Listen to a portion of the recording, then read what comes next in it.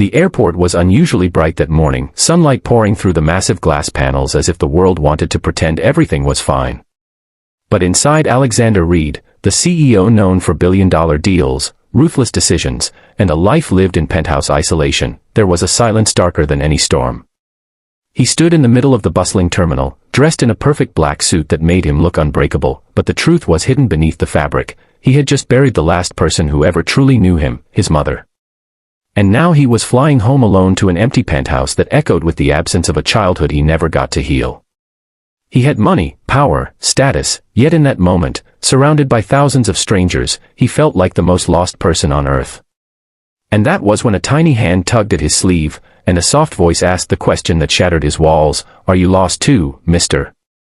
Before the story continues, if you believe in kindness, human connection, and second chances, please like, comment, share, and subscribe to the Kindness Thread channel. Your support brings more heart-touching stories to life. Alexander froze. He hadn't heard a child speak to him in years. He slowly turned, expecting to see a parent behind her, but the little girl stood alone, bundled in a red coat, a tiny green backpack shaped like a cat resting on her shoulders, and wide blue eyes that held no fear, only innocent curiosity. The terminal roared around them with rolling suitcases, distant announcements, hurried footsteps, and muffled conversations, yet somehow the space between them felt still, almost sacred. He wanted to say he wasn't lost. He wanted to say he knew exactly where he was going. But the words died on his tongue. Because for the first time, he realized he didn't know anymore. The little girl looked up at him with such genuine trust that something inside him cracked open, flooding him with a strange warmth he couldn't name. As he sat on the bench near gate 14, the little girl shuffled closer, her tiny boots tapping against the floor. She wasn't afraid of him, not even a little. She held a half-eaten cookie in her mittened hand, and to his disbelief, she offered it to him as if sharing with an old friend. No one had offered him something without expecting anything in return for as long as he could remember. He didn't take the cookie, but he felt his throat tighten at the gesture. He noticed that she kept glancing around, occasionally waving at passing travelers who smiled at her. Alexander followed her gaze and realized her parents weren't nearby. His heartbeat quickened. The thought of such a small child being alone in a crowded airport unsettled him more than any corporate crisis ever had. He shifted his posture, sitting straighter, suddenly more alert, more protective than he had felt in years. As minutes passed, he tried to understand why fate had placed this child in front of him on the loneliest morning of his life. The girl seemed to sense his sadness in a way adults never could. She pointed at the sky through the long airport windows, murmuring in a soft, hopeful tone, as if reminding him that some things, sunlight, warmth, new beginnings, were still free, still available to anyone willing to look up. Watching her, he felt something unfamiliar rise in his chest, something that made his eyes sting. He blinked it away quickly.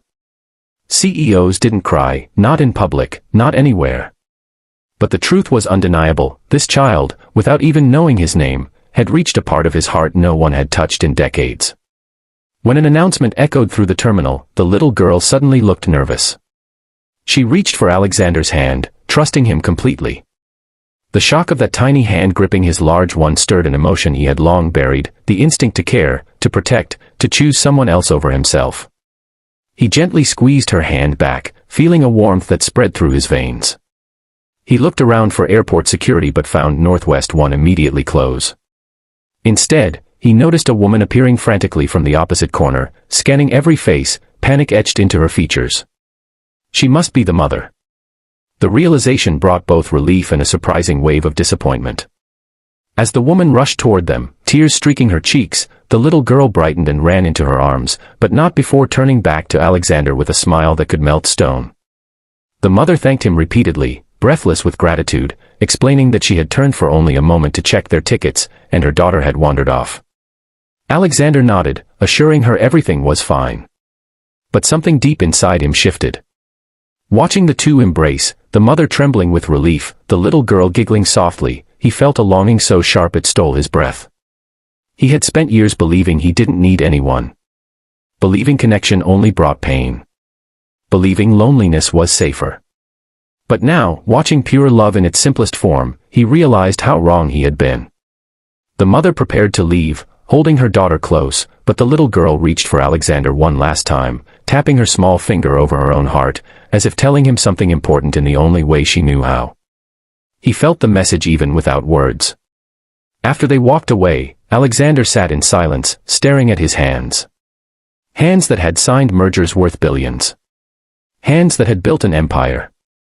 Yet those same hands had never held anything as gentle as trust from a child. He leaned back on the cold airport bench, overwhelmed by a storm of thoughts. He remembered his mother's final moments, the way she wished he would slow down, find love, live a life that wasn't measured in profits. He had brushed off her words, promising he would try someday. Now, sitting alone again, he realized someday had to start now. That tiny girl had unknowingly delivered the message his heart needed to hear. He wasn't living, he was merely existing.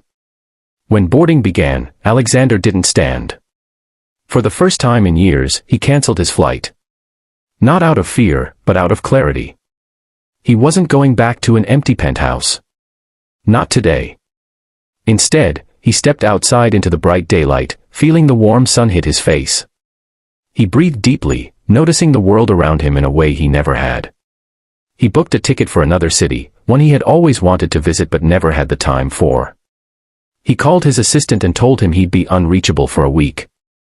And then he did something even braver. He called his estranged sister, someone he had pushed away for years, and asked if they could talk. That little girl's question had awakened something powerful, the desire to stop being lost. If this story touched your heart even a little, please like, comment, share, and subscribe to Kindness Thread so more people can experience stories that remind us of the goodness still left in the world. Speech balloon special request: before you go, tell us in the comments, what moment of kindness changed your life? Alexander walked toward a new chapter that day, carrying with him the voice of a child who saw him not as a CEO, not as a powerful man, but simply as a human being, one who deserved to be found.